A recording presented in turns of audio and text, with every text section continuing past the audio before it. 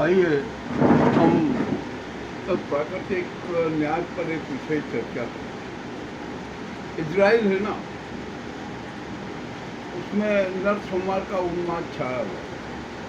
70 साल पहले इजराइल की स्थापना हुई थी और वो अपना स्थापना पर्व मनाने की तैयारी कर रहे थे। इसी बीच एक बड़ी विचित्र घटना हुई।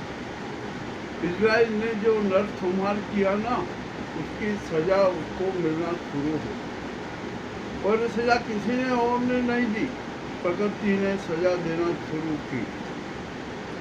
अब हुआ यह कि इजराइल में अग्नि बम फट गया, और ऐसा अग्नि बम फटा कि इजराइल उस पर नियंत्रण ही नहीं कर पा रहा है, कुछ कर भी नहीं पा रहा, और उसमें वहाँ पर है ना आपातकाल की घोषणा करना पड़ा। सब काम छोड़ के वो आपातकाल की घोषणा की, और जो अग्नि बम से निपटने की तैयारी कर रहा है। किंतु अभी तक जो दावानर है ना, जंगलों में आग लगी है ना, उस पर नियंत्रण नहीं कर पा। और बड़ी मुश्किल की बात है, अबू धाबी में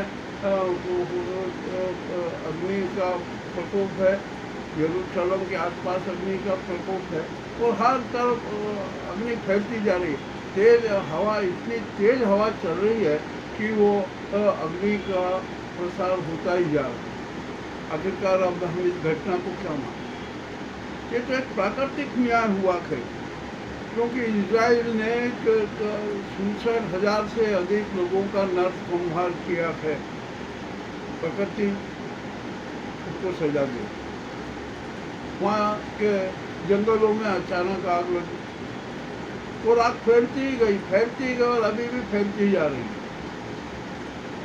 नाव को इमरजेंसी की घोषणा करना पड़ी, आपातकाल की घोषणा करना पड़ी, और सारे जो ये दूसरे काम थे ना, सब रोकना पड़ा। अब यहाँ पर अभी मुझे जैसा सूचना मिली, वो सूचना आई कि नाव ने आरोप लगाया कि जो ये जंगल में जो दावानर हुआ है ना, ये जंगल की आग लगा है ना, ये हमास ने लगाई। अरे भैया, हमास क्यों आग लगाएगा? ये तो प्राकृतिक आग है।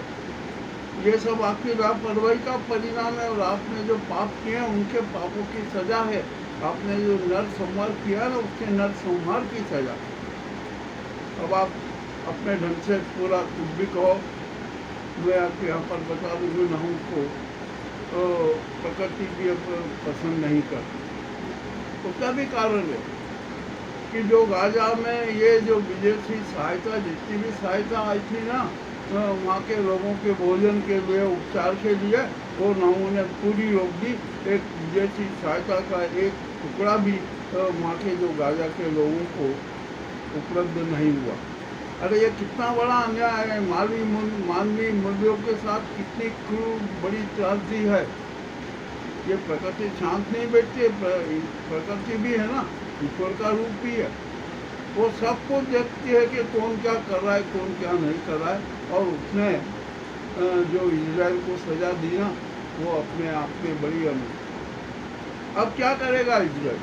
कैसे रोकेगा? अरे अब तो इजराइल है ना, सभी देशों से आह्वान कर रहा है, उनसे सहायता की गुहार कर रहा है कि आइए, हमारे जो ये आग लगी है ना, अग्नि बम फटा है ना, इसको बुझाने के लिए, इसका प्रभाव समाप्त करने के लिए हमारी सहायता करें। अरे मोसाद पे आपको जो बहुत भरोसा है ना, कहो मोसाद से कि अग्नि बम वो बुझा। वो जो तुम्हें अपनी तकनीक पे विश्वास है ना, जासूसी तकनीक पे विश्वास है, किस तरह का क्या क्या नाटक करना है, कहो उससे कि ये जो दावानर है ना, जो अग्नि बम फटा, इस पर नियंत्रण करे। परंतु कोई नहीं कर सकता। वायु भी इतनी तेज गति से चल रही है कि वो आग फैलती ही जा रही है। अब ये इजराइल को प्रकृति ने सजा दी है। जब प्रकृति कभी भी सहन नहीं करती अन्याय को, नरसंहार को, मानवीय मूल्यों को की हत्या। मामला बड़ा पेचीदा होता जा रहा है। इजराइल का सारा जो उन्माद है, घमंड है, वो शुरू हो।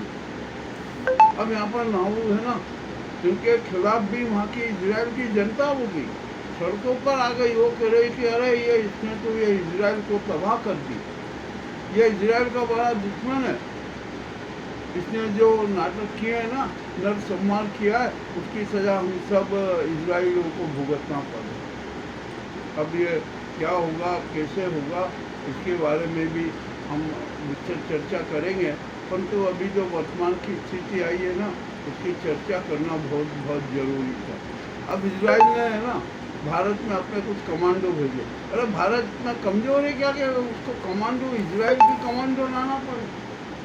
क्यों लाए आप इजराइल के कमांडो? हमारे भारत में जाबाज जवान है, जाबाज कमांडो हैं, वे हर स्थिति का मुकाबला कर सकते हैं, किंतु ऐसा नहीं।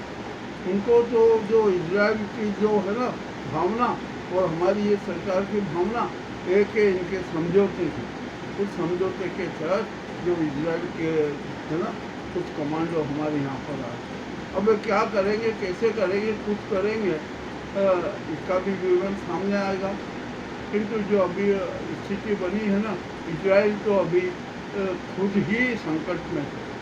और जो अग्नि बम फटता है ना, यह और फटेगा और विस्फोट होगा और इजराइल की स्थिति और बदतर होती जाएगी। नरसंहार किया है ना, उसकी सजा तो मिलेगी, वो आप कभी उससे मुक्त नहीं हो सकते। प्रकृति सजा देगी, किसी भी हालत में देगी। प्रकृति न्याय करती है, वह अन्याय नहीं करती। वह एक ऐसा युद्ध चलाती है, ऐसा प्रभाव चलाती है कि जिससे जो अपराधी होता है ना, पापी होता है ना, उसको कठोर से कठोर सजा मिलती। ये मैं जो इजराइल की वर्तमान ताज़ा स्थिति का हमने आपके सामने प्रस्तुत किया। ये हमें भी एक सीख है कि हम भी कोई ऐसा अपराध न करें, हम भी किसी प्रकार का शोषण अन्याय न करें, नरसंहार न करें, मानवीय मूल्यों की हत्या न करें, आध्यात्मिक मूल्यों की हत्या न करें और ईश्वर से डरकर रहे, प्रकृति का विनाश न करें। प्रकृति के श्रृंगार की बात है। यह हमें सबक सीखना है इजराइल की इस घटना से। इजराइल में अग्नि बम फटा है ना, अभी अब तो ये जो चलते ही रहेगा। अभी अब ये 2-3 दिन ही होना है। वो कितने विदेशों से कौन कौन देश उसको सहायता करने के लिए जाएंगे, ये भी उजागर हो जाए। आइए, हमने जो आज इजराइल की जो स्थिति की ना, यह आंखें खोलने वाली है। हम सबके लिए, हर राष्ट्र के लिए आंखें खोलने वाली स्थिति है। चाहे वो रूस हो, चीन हो, अमेरिका हो, जापान हो, पाकिस्तान हो, भारत हो और अफ्रीका के देश हों, जो भी हों, सबके लिए, मिडिल ईस्ट के देश हो, सबके लिए आंखें खोलने वाली घटना थी। तो हम सोशल अन्याय, प्रकृति के संभाल में विश्वास में रखें, मानवीय मूल्यों को महत्व दें, मानवीय मूल्यों की रक्षा करें। आज मैं से एक छोटे से एपिसोड में आप सबसे ये अनुरोध करता हूँ कि आइए हम मानवीय मूल्यों की रक्षा करें, प्रकृति के साथ न्याय करें, प्रकृति का श्रृंगार करें, उसका संभालना करें। बहुत बहुत धन्यवाद।